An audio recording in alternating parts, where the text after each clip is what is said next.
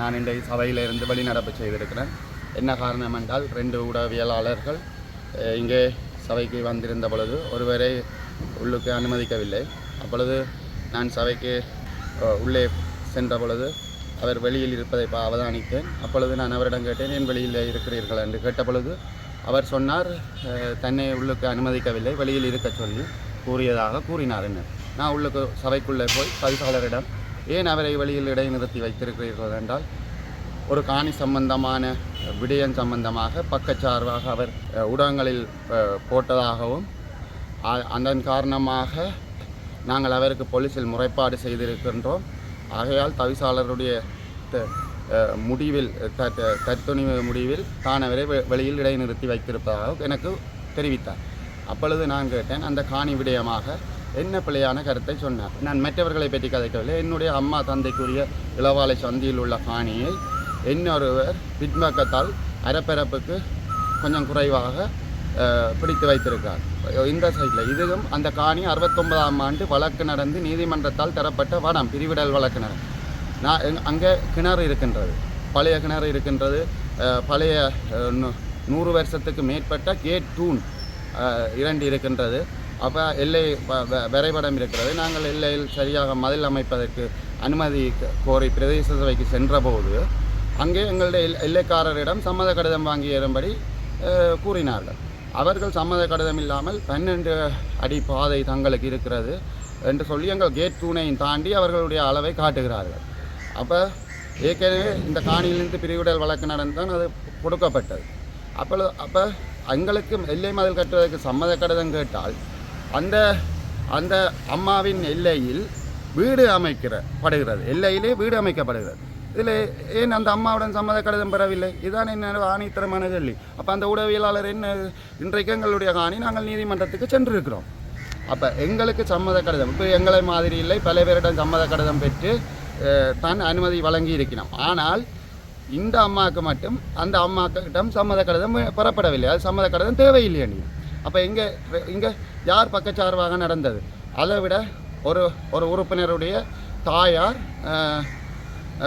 இறந்து 1 மாதம் முடிந்து முன்னாள் உறுப்பினர் ஒருவர் உள்ளூராட்சி ஆணையத்துக்கு தகவலறியும் சட்டத்தினூடாக எரிக்கப்பட்ட இடத்துக்கான அனுமதி பெறப்படவில்லை, அதுக்குரிய பணம் செலுத்தப்படவில்லை என்று இங்கே கேள்வி கேட்டு தகவலறியும் உரிமை சட்டமூடாக இங்கே கேள்வி கேட்கப்பட்டவுடன் முந்த நாள் 3:50க்கு கொண்டு போய் பணம் கட்டப்பட்டிருக்கிறது. அப்போ பணம் கட்டும் பொழுது ஒரு மருத்துவர் உறுதிப்படுத்தின சான்றிதழ் கொடுக்கவில்லை, இவர் இறந்து விட்டார் என்று ஒன்றும் இல்லை. நாளைக்கு ஒருவர் வந்து இல்லை அவர் இறக்கவில்லை என்றால் இந்த பிரதேச சபை என்ன பதில் கூற முடியும்? ஏதோ ஒரு பிரதேச சபை என்ற ஒரு பெயர் வந்திருந்தது, தவிசாளருடைய வாகனத்தில் வாழக்குலையேற்றி ஊடகத்தில் வந்தது. அப்போ நான் எந்த பிரதேச சபை என்று தெரியவில்லை. ஆனால் கீழே ஒரு உறுப்பினருடைய பெயர் போடப்பட்டிருந்தது, ரவிச்சந்திரன். அவர் எங்களுடைய பிரதேசத்தில் மட்டும்தான் இருக்கிறார், ஆனால் இனிஷியல் போடவில்லை. அப்போ நான் சந்தேகப்படுகிறேன். பிறகு நான் அறிந்து பார்த்தால் இராணுவம் விட்ட காணியில் இப்படி வாழைக்குலை வெட்டப்பட்டு அது வந்து வாகனம் இல்லாத காரணமாக தவிசாளர் வாகனத்தில் ஏற்றி சண்டிப்பை பகுதியில் விற்கப்பட்டு பில் போடப்பட்டு என்று நான் பிறகு அறிந்து கொண்டேன். இப்படி பிரதேச சபையில் ஏகப்பட்ட பிரச்சனைகள் இருக்குது. மக்கள் மத்தியில் வெளியிலே இந்த பிரதேசத்தை பற்றி அவ்வளவு நல்ல அபிப்பிராயம் இல்லை. ஆகவே ஒரு ஊடகவியலாளரை நாங்கள் இப்படியே சொல்லி வெளியில் நிறுத்தினால் அந்த மக்கள் என்னையும் இப்படியான ஒருவன் என்று நினைப்பார்கள். நான் அதனால் அந்த ஊடகவியலாளர் உங்களுக்கு உள்ளுக்கு விட இயலாதென்றால் சொல்லுங்கள், நான் வெளியில் போகிறேன். நீங்கள் உங்களோட பிரச்சனை கேஸுகள் எல்லாம் முடிஞ்சால் அப்புறம் அந்த ஊடகவியலாளரை நீங்கள் உள்ளுக்கு விடும் பொழுது நான் சபை அமர்வுகளில் கலந்து கொள்கிறேன் என்று நான் தெளிவாக சொல்லி நான் அந்த சபையிலிருந்து கௌரவ சபையிலிருந்து நான் கௌரவமாக வெளிநடப்பு செய்து வந்தேன். ஒரு தவிசாளர் தற்துணிவாக ஒரு ஊடகவியலாளர் வெளியில் இடைநிறுத்த முடியாது. சபையின் அனுமதி எடுக்கணும். சபை கூட்டத்தில் சபையின் பெரும்பான்மை முடிவை எடுத்துத்தான் ஒரு ஊடகவியலாளரோ இல்லாட்டி பார்வையிட வருபவரையோ யாரையோ நிறுத்த முடியும். அப்போ அங்கே இருக்கிற முழு உறுப்பினர்களுக்கும் ஊடகவியலாளரை உள்ளுக்கு கூப்பிட வேண்டும் என்ற ஆர்வத்திலான் இருக்கிறார்கள். நான் அதில் பார்த்த மட்டிலுமே எல்லா உறுப்பினர்களும் கதைக்கிறார்கள். ஏன் அந்த ஊடகவியலாளர் எங்களுடைய சபை நடவடிக்கைகளை இவ்வளவு காலமாக கடந்த சபை காலத்திலிருந்து தன்னுடைய வேலைப்பாடுகள் இருந்தாலும் வந்து எங்களுடைய வேலை திட்டங்களை மக்களுக்கு தெரியப்படுத்துகிறது, இங்கே நடக்கிற தவறுகளை சுட்டி காட்டுகிறது. ஒரு ஊடகம் தவறை சுட்டி காட்டினால் திருத்திக் கொள்ளுவோம். எல்லா மனிதர்களும் சரியாக நடந்து கொள்வதில்லை தானே.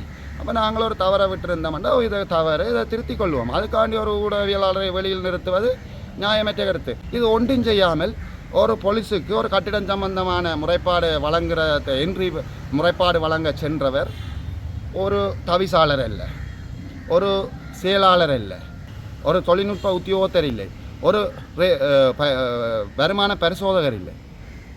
இந்த சப்ஜெக்ட்டுக்கு சம்மந்தம் இல்லாதவர் போய் போலீஸில் முறைப்பாடு போட்டிருக்கு.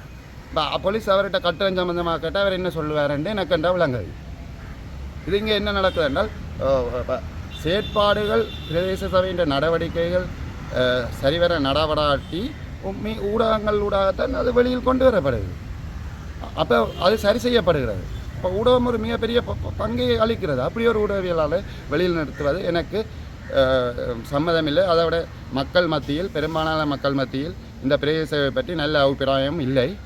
எனக்கு வருகிற முறைப்பாடு எல்லா வட்டாரங்களிலிருந்து நிறைய முறைப்பாடுகள் ஒரே வந்தபடி இருக்கின்றது. ஆகவே நான் இப்படி ஒரு ஊடகவியலாளரை வெளியில் நிறுத்தி கொண்டு மக்கள் மத்தியில் இப்படி ஒரு கருத்திருக்கிற வழியில் நான் அந்த கௌரவ சபையில் வீட்டிருக்க எனக்கு விருப்பமில்லை. நான் எந்த குற்றமும் செய்யவில்லை. ஆகையால் எனக்கு எல்லா ஊடகங்களும் பெற வேணும். நான் குற்றம் செய்தால் அந்த ஊடகங்கள் நிரூபிக்க வேணும். நான் பிள்ளை என்றால் அதுக்குரிய தண்டனையோ அதுக்குரிய மன்னிப்போ யார்கிட்டையும் கோர்றதுக்கு தயாராக இருக்கேன். குற்றம் இல்லாதவன் எவனும் பயப்பட தேவையில்லை.